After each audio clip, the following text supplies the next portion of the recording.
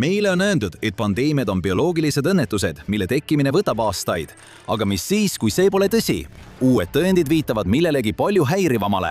Järgmine globaalne tapja on juba olemas ja ootab, olles eelprogrammeeritud sinu rakke üle võtma just praegu. Mis siis, kui Covidi päritoluloos ei olnudki kunagi puuduvat lüli? Mitte vandenõu tõttu, vaid sellepärast, et viirus ei pruukinudki kunagi areneda selleks, et meid nakatada. See sündis juba peavõtmega. Ja kui see on tõsi, siis me ei oota, et järgmine pandeemia areneks. Me ootame, et see kohale jõuaks. Inimkond on pidanud juba oma esimesest päevast alates liikuma läbi bioloogilise miinivälja. Me teadsime, et seal väljas on viirused, mis on palja silmaga nähtamatud. Me teadsime, et neil on potentsiaal meie kehas laastamistööd teha ja isegi meie elu enneaegselt lõpetada. Me arvasime, et meil on teatav kaitse olemas. Aastaid, isegi põlvkondi, põhinesid rahvatervisepoliitikad, vaktsiinistrateegiad ja pandeemiatele reageerimise süsteemid ühel olulisel eeldusel. Meie ja viiruste vahel, mis võiksid meid kõiki hävitada, on olemas puhvertsoon. Me uskusime, et mikroobid järgivad sisuliselt eelprogrammeeritud samm-sammulist rada. Esmalt levivad need viirused loomapopulatsioonis, enne kui nad lõpuks hüppavad teise liiki, näiteks soomuslooma, sea või võib-olla isegi Tiibeti kassini. Ja just seal hakkasid asjad muutuma. Nendes uutes peremeestes hakkas viirus muutuma. Iga nakkus tekitas uusi koopiaid. Iga uus koopia oli uus võimalus veatekkeks, uus mutatsioon. Enamik neist ei viinud kuhugi, kuid aja jooksul võisid need mutatsioonid kuhjuda ja lõpuks võis viirus juhuslikult leida täpselt need vahendid, mida tal on vaja inimeste nakatamiseks. Siis peaksimegi muretsema hakkama. Kui nad omandavad võime inimesi nakatada, võivad nad hakata levima inimeselt inimesele. Liikudes läbi elanikkonna, võivad nad esile kutsuda tugevaid immuunreaktsioone, mis teevad meid haigeks.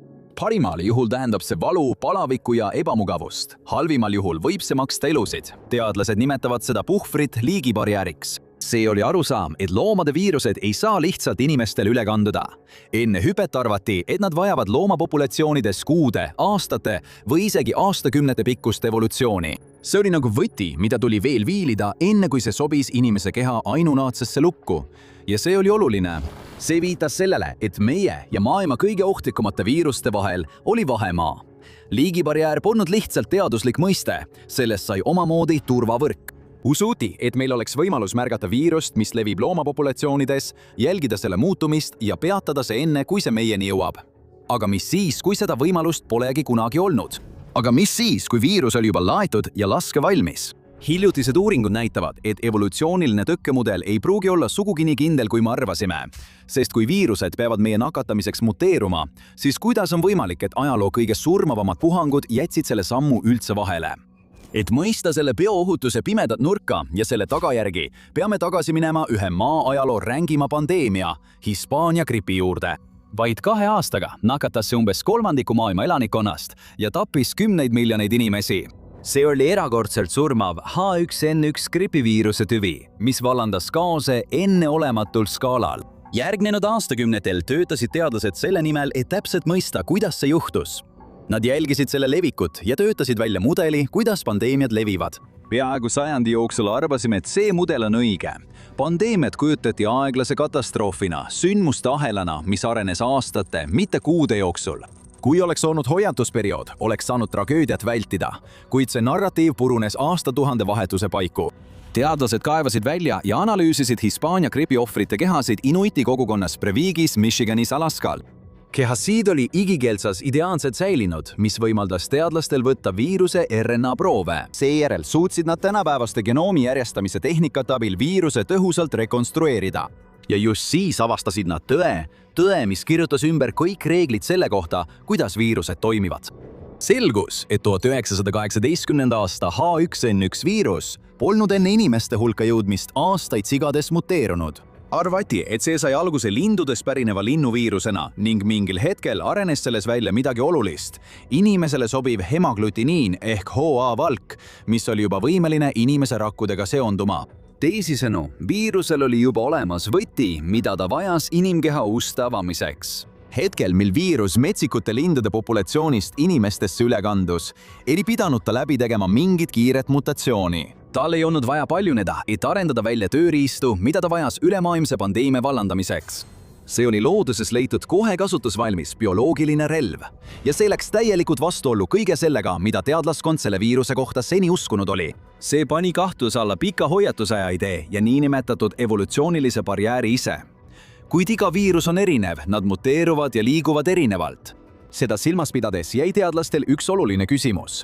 Kas 1918. aasta viirus oli lihtsalt kummaline ajalooline juhus, ainulaadne näide viirusest, mis murdis tavapäraseid reegleid? Või toodab loodus neid kohe kasutusvalmis relvi masstoodanguna juba praegu? 2021 aastal avastas teadlaste meeskond midagi, mis purustas kõik, mida me viiruste toimimise kohta uskusime. See juhtus COVID-19 pandeemia haripunktis, mille põhjustas koroonaviiruse tüvi SARS-CoV-2. Selle konkreetse viiruse tekkimise ja loomadelt inimestele ülekandumise kohta oli palju erinevaid teooriaid. Mitmed uuringud viitasid nahkhiirte populatsioonidele, seega asusid teadlased uurima, kas nad suudavad selle puuduva lüli leida. Nad uurisid Laose lubjakivikoopaid Kagu-Aasias, kogusid proove erinevatelt nahkhiireliikidelt ja viisid need laborisse analüüsimiseks. Nad avastasid rühma metsikuid nahkhiirte koroonaviiruseid, millest 3, Banal 52, Benal 52, Benal 103 ja Benal 236 paistsid silma oma eristuvate genoomiliste sarnasuste poolest SARS-CoV-2-ga. Edasine analüüs näitas, et kõigil 3 oli spetsiifiline ogavalk, mis suutis tegelikult kinnituda inimese rakkude ACE2 retseptoritele. ACE2 retseptorid toimivad nagu sissepääsupunktid meie rakkude pinnal. Kujutage neid ette kui lukke ning ogavalgud on viiruste võtmed, millega nad need avavad ja kehasse pääsevad. Kõigil neil viirustel oli vajalik võti olemas, kuid see pole veel kõik. Kasutades täiustatud meetodeid nagu sidumismõõtmised ja arvutisimulatsioonid, avastasid teadlased midagi ootamatut. 3 nahkhiire viirust käitusid peaaegu identselt algse Wuhani SARS-CoV-2 tüvega. Mõnel juhul olid need isegi paremad inimrakkude külge kinnitumisel, andes kehale peaaegu olematu võimaluse nakkuse ärahoidmiseks. Üks neist, Binal 236, näitas selgeid tõendeid selle kohta, et suudab inimrakkudes paljuneda. Need viirused, mis leiti kaugel linnakeskustest, olid mõnes mõttes paremini varustatud inimeste nakatamiseks kui see tüvi, mis samal ajal ühiskonda sulges. Ja siis läks asi hullemaks. Erinevalt SARS-CoV-2 ei olnud ühelgi metsikul viirusel furiini lõhustumiskohta ehk FCS-i. See on ainulaadne molekulaarne struktuur, mis võimaldab viirustel kergesti inimese rakkudega ühineda. Selle väitsid COVID-19 skeptikud, et FCS-i olemasolu on tõend selle kohta, et SARS-CoV-2 pidi olema laboris muudetud. See on looduses nii haruldane omadus. See oli otsustav tõend. Kuid metsikud viirused tõestasid, et emake loodus tootis juba eelprogrammeeritud viirustüvesid, mis suutsid teoorias liigibarjääri ületada. Inimesed võisid nakatada palju lihtsamini kui arvati ja seda kõike ilma aeglase samm-sammulise evolutsioonilise protsessita, mida teadlased olid kaua vajalikuks pidanud. Ja kui loodus loob neid inimesele optimeeritud võtmeid keset džunglit, mis juhtub siis, kui need võtmed leiavad lukku? Lähis-Ida respiratoorse sündroomiga seotud koroonaviirus, tuntud ka kui MERS-CoV, on üks kõige surmavamaid patogeene planeedil.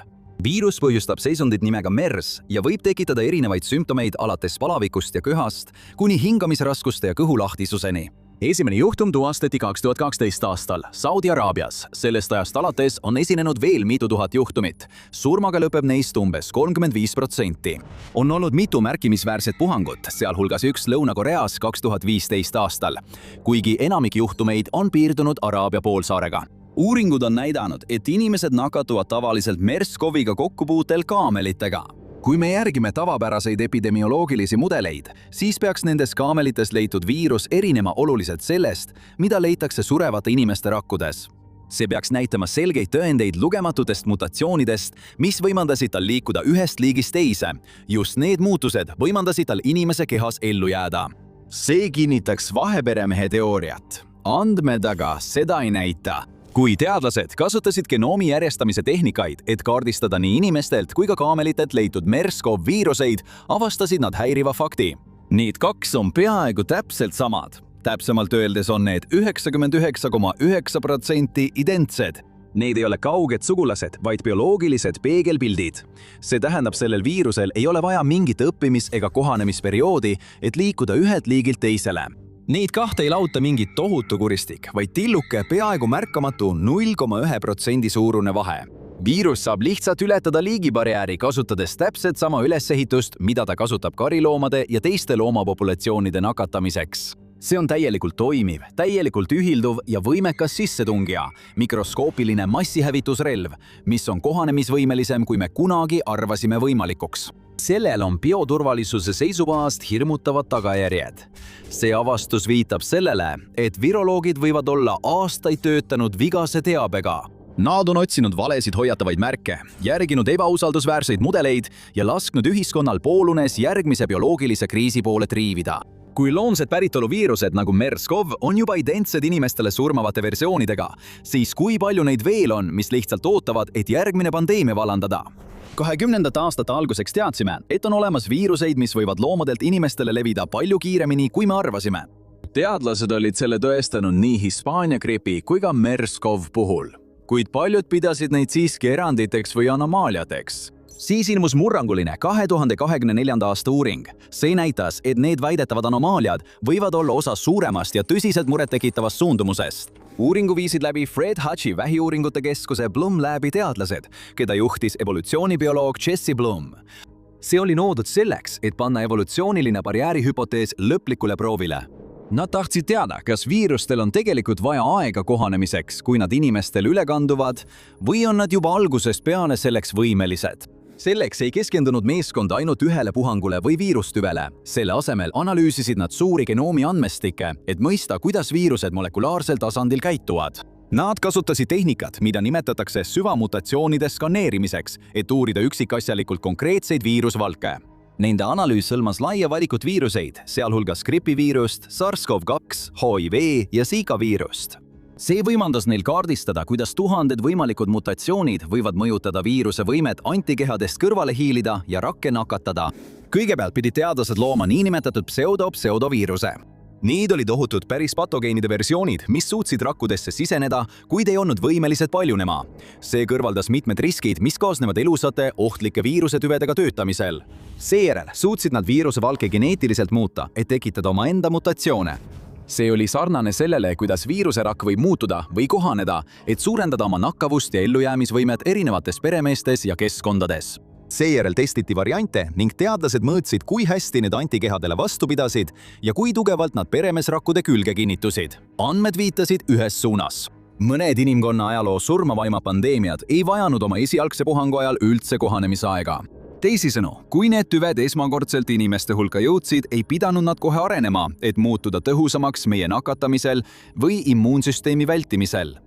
Neil polnudki seda vaja. Nad olid selleks juba võimelised. See paljastab tõsise süsteemse puudujäägi üleilmses terviseseires ja julgeolekus.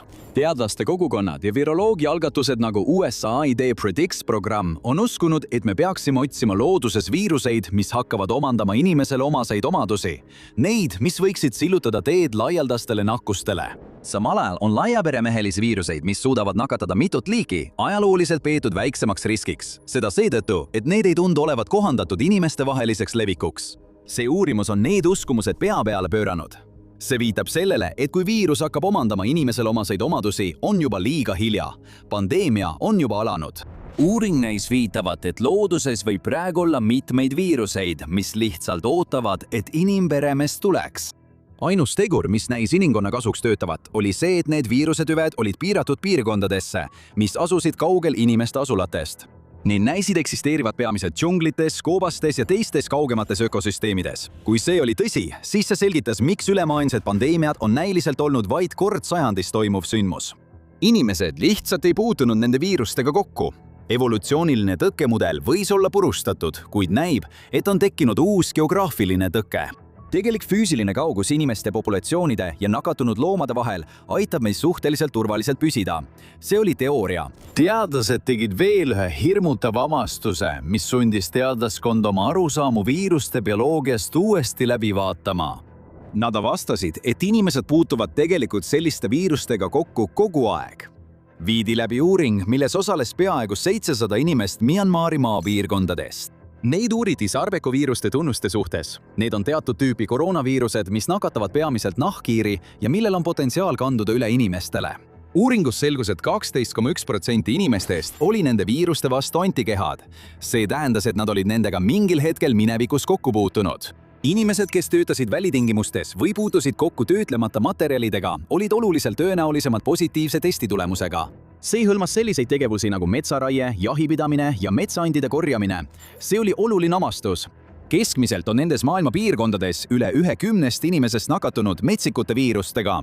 Enamik neist juhtudest on seotud nahkhiirtega, kuid mõningad tõendid viitavad ka soomusloomadele.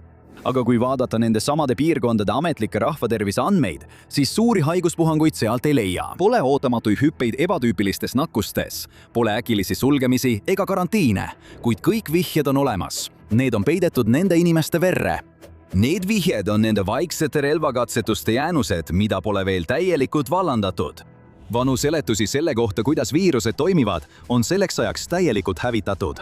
Inimesed ei ole nii erilised, kui meid uskuma pandi, vähemalt viiruste silmis mitte. Me oleme lihtsalt järgmine lüli ahelas. Viirustel on juba kõik vajalik olemas, et meid nakatada. Ja nad teevad seda aktiivselt, ehkki kohtades, mis ei jõua esiuudistesse. Kui kõik, mida seni näinud oleme, vastab tõele, siis on inimkonna päevad loetud.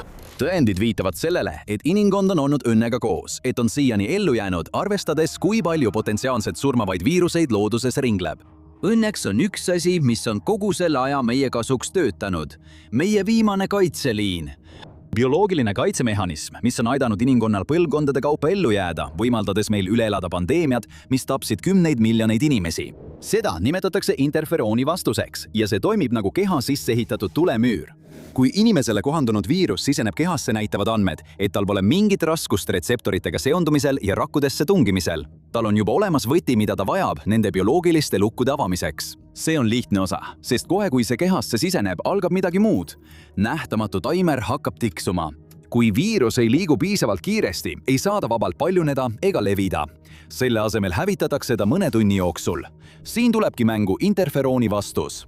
Interferoonid on signaalvalgude rühm, mida tuntakse ka kui tsütokiine.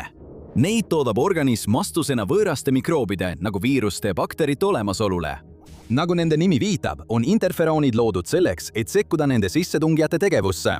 Nad aeglustavad neid, häirivad nende paljunemist ja muudavad neil organismis kinnitumise raskemaks. Nad teevad seda mitmel viisil, sealhulgas lagundades aktiivselt viiruse RNA-d ja hoiatades teisi rakke, et need end läheneva ohu eest kaitseksid. Uuringud näitavad, et enamik metsikuid viiruseid neutraliseeritakse täielikult selle esmase rakulise vasturünnaku käigus. Kuigi viirustel on võti, millega peauksest sisse pääseda, avastavad nad peagi, et majas on tipptasemel turvasüsteem. Sest viiruste jaoks pole tõeline väljakutse mitte ainult kehasse või isegi rakkudesse pääsemine. Oluline on ellu jääda piisavalt kaua, et paljuneda. Kiiresti piisavalt, et enne kui immuunsüsteem need peatab, kontroll enda kätte saada.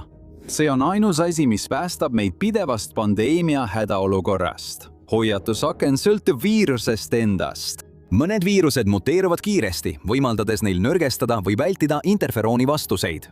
Teised peatatakse varem ning see sõltub ka organismi enda võimest sissetungi piisavalt kiiresti tuvastada, häirekella lüüa ja kaitsemehhanismid käivitada enne, kui viirus jõuab levida. Just sellepärast ongi 10% inimestest Myanmari maapiirkondade külades need antikehad olemas. Jah, nende organismi tungisid metsikud viirused nahkhiirtest ja teistest loomadest, kuid see ei põhjustanud massilist puhangut ega ühiskonda halvavat pandeemiat. Nende kehad suutsid õigel ajal reageerida ja nende interferoonid tegid seda, milleks nad loodud on. Vaenlane kõrvaldati tõhusalt otse lossi väravate juures. Aga miks loodus üldse loob neid inimesele sobivaid võtmeid, kui meie ei ole peamine sihtmärk? On selge, et inimkond on põlvkondade kaupa lähtunud viirusliku evolutsiooni põhimõttelisest valearusaamast. Oleme aastakümneid uskunud, et viirused peavad meiega kohanema, sest me oleme nii erinevad ja eristuvad võrreldes teiste loomadega. Inimkond on nende mikroobide jaoks olnud ülim auhind, nende evolutsiooniliste teede tipp. Andmed räägivad aga hoopis teistsugust lugu. See näitab, et ajaloo kõige edukamad viirustüved, nagu 1918. aasta Hispaania gripp ja SARS-CoV-2 ehk COVID-19, ei näidanud mingeid olulisi märke hiljutisest kohanemisest inimesega. Need olid viroloogide sõnul niinimetatud generalistlikud viirused. Need ei arenenud metsikus looduses ega muteerunud tihedates džunglites. Need polnud eelnevalt programmeeritud nakatama ja tapma just inimesi. Nad ei vajanud isegi aastaid juhuslikke mutatsioone, et jõuda inimesi nakatava vormini. Nad arenesid lihtsalt aja jooksul, et ellu jääda kõrge asustustihedusega mitmeliigilistes keskkondades. Nad õppisid edukalt hakkama saama kohtades, kus viibisid nahkhiired, linnud, närilised, primaadid ja teised olendid. See annab neile tohutu eelise. Viirused levivad palju kergemini, kui nad ei ole piiratud ühe liigiga. Neil viirustel on justkui omaenda universaalsed võtmed, mis võimaldavad neil minna peaaegu kuhu iganes nad soovivad. Teisisõnu, inimesed ei ole sihtmärgid. Nad ei ole isegi lõppeesmärgid ega lõplikud sihid. Nad on lihtsalt kõrvalkahju. See ongi põhjus, miks järgmine pandeemia on nähtamatu paratamatus. Riistvara on juba olemas ja see ühildub täielikult inimese operatsioonisüsteemiga. Kui loodus loob omaenda bioloogilisi relvi, siis inimkond ei istu lihtsalt kõrvaltvaatajana. Ja kui asjad lähevad valesti, on sellel tagajärjed. Avastage õõvastav tõde viiruste kohta, mis tegelikult lekkisid laborist. Või vaadake seda videot.